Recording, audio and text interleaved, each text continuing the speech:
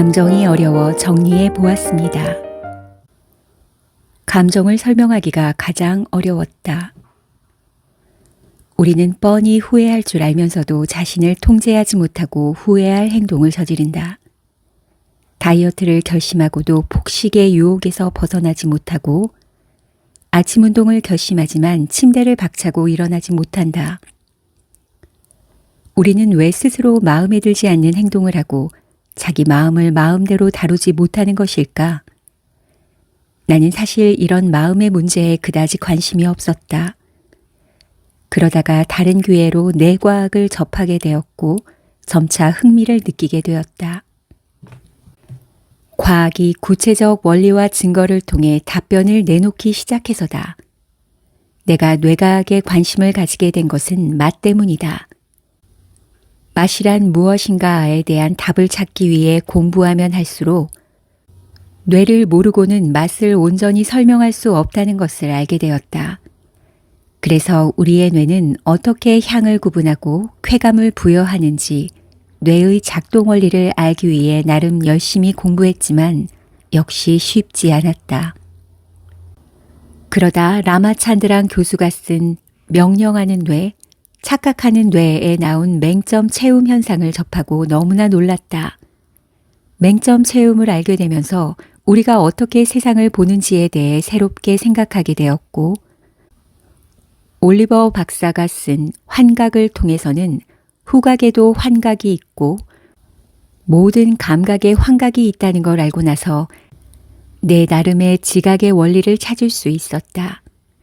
뇌는 감각과 일치하는 환각을 만들면서 세상을 지각한다는 것이 내가 이해한 지각의 원리였다. 그리고 그것을 여러 현상에 대입해 보니 그동안 궁금했던 여러 질문에 대한 답이 풀렸다. 맛과 향을 지각하는 원리가 설명 가능해진 것이다. 우리가 홍어나 번데기를 먹을지 말지 결정하는 것은 그것이 번데기인지 홍어인지 아는 지각이 아니라 그런 음식에 대한 감정이다. 먹고 싶다는 감정이 생겨야 먹는다. 감정의 원리를 모르고서는 맛을 온전히 설명할 수 없는 이유다. 식물은 뇌가 없고 동물은 뇌가 있는 차이를 행동에서 찾는 사람이 많다. 동물은 배가 고프다는 느낌이 들면 먹이를 찾아 헤매고 위험하다는 신호가 오면 피한다. 움직이기 때문에 동물이고 움직임, 즉 행동을 결정하는 것은 감정이다. 사람을 이성적인 존재라고 말하지만 실제 행동은 감정이 결정하고 이성은 그 이유를 설명하는 정도인 경우가 많다. 소리를 들을 수 있다고 모든 사람이 음악에 빠져들지는 않고 맛을 느낄 수 있다고 무작정 음식을 탐닉하지도 않는다. 이성보다는 감정이 행동에 결정적이고 반복된 행동이 습관이나 중독을 만든다. 우리가 후회하는 것은 주로 과거의 행동인데 그런 행동을 만드는 것도 감정이다. 그러니 감정을 제대로 이해할 필요가 있는 것이다. 우리가 감정을 이해하면 할수록 우리의 행동에 숨겨진 비밀을 알 수 있게 되고 우리가 왜 이성적으로 이해하기 힘든 행동을 자주 하는지 알 수 있을 것이다.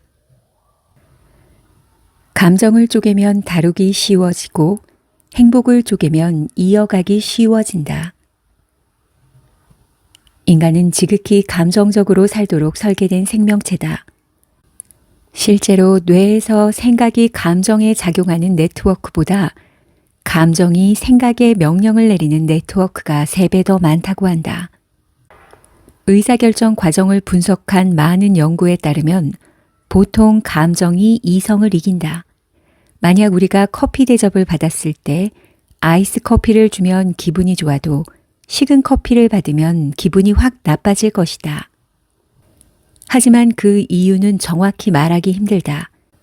감정은 순식간에 작동하고 생각을 지배하여 화가 나서 아무런 생각이 들지 않거나 눈에 콩깍지가 씌워 아무 생각이 나지 않을 수 있다. 대부분의 사람은 대중 앞에서 강연을 하려고 하면 두려움 때문에 많이 망설인다. 실제로도 두려움 때문에 제 실력을 발휘하기 힘들다.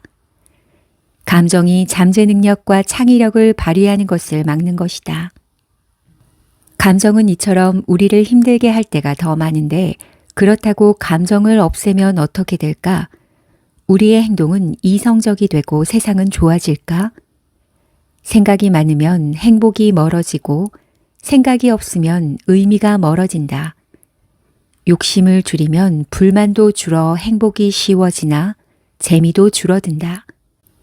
우리가 숨을 쉬고 있는 한 매일 매순간 욕망과 갈등하면서 산다. 그래서 많은 철학자들이 욕망의 문제와 집요하게 또 치열하게 싸워왔다. 금욕주의와 쾌락주의 중에 어느 것이 더 정답에 가까운지 오랫동안 결론을 내지 못했다. 사실 정답을 정할 필요도 없다. 우리의 욕망과 감정은 계속 출렁거리고 거센 파도를 만나 좌초하지 않게 감정의 힘을 키우는 것이 중요하다. 그리고 감정을 잘 다루기 위해서는 자신이 감정을 감당할 수 있도록 덩치를 키우거나 거대한 감정의 파도가 오면 그것을 잘게 쪼개는 기술을 연마하는 방법이 좋을 것 같다. 감정은 쪼개면 다루기 쉬워지기 때문이다. 다양한 감정은 우리의 몸과 세상과 긴밀한 관계를 맺으며 출현한다.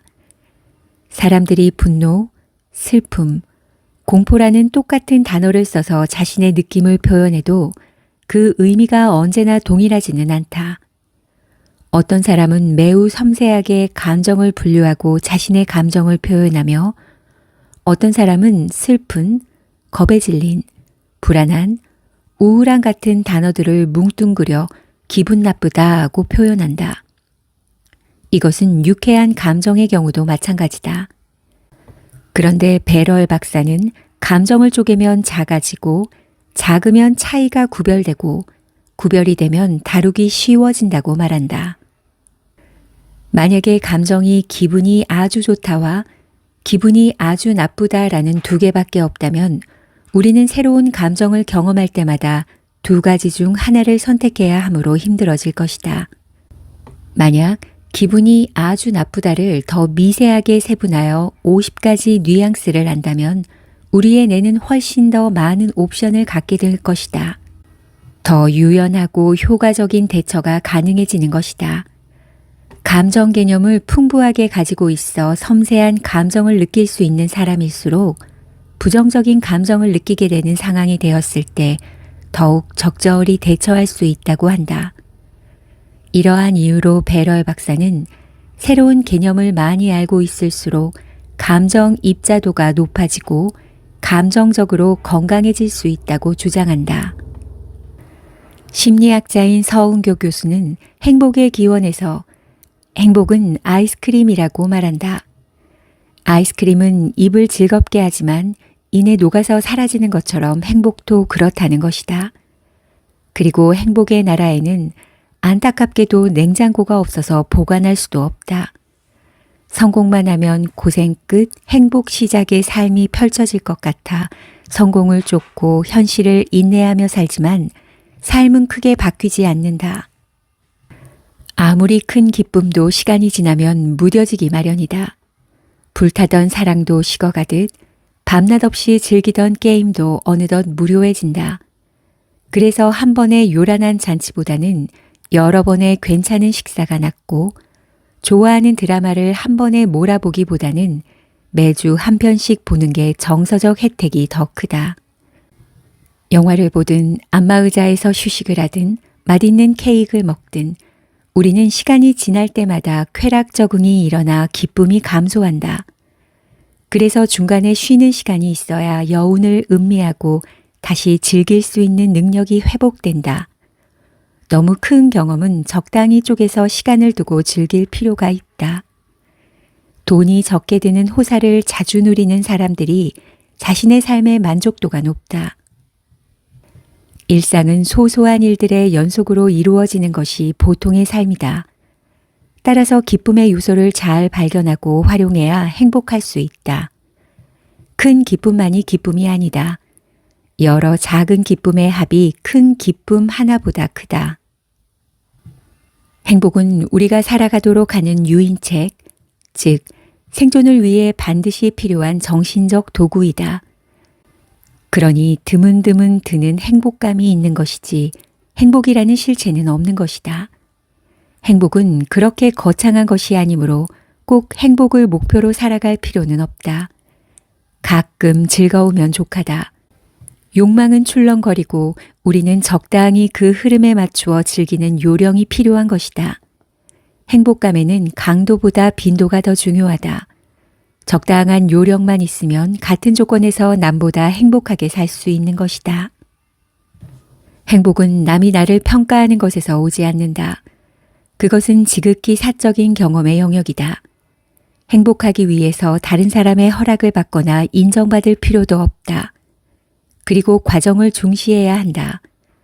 쾌락의 호르몬인 도파민은 기대와 연관이 있다. 무언가 좋은 것을 얻은 후에만 분비되는 것이 아니라 내가 기대하는 것을 얻을 수 있다고 생각했을 때도 분비된다. 그래서 휴가를 보낼 때보다 휴가를 계획할 때, 여행보다 여행을 계획할 때, 이사 후보다 이사 전이 기쁘기 마련이다. 행복은 많이 가져야 해결되는 것도 아니다. 돈, 건강, 외모, 명예를 가진다고 행복이 보장되지 않는다. 건강과 외모를 놓고 본다면 운동선수나 연예인은 늘 행복해야 하지만 실제로 그렇지 않다. 돈도 일정 수준까지는 행복을 증가시키지만 재벌의 순서대로 행복하지는 않다. 행복감은 느낌이기 때문에 강도보다 빈도가 중요하고 물질보다 경험이 중요하다. 행복은 없고 행복감이 있다. 행복감에는 강도보다 빈도가 중요하다.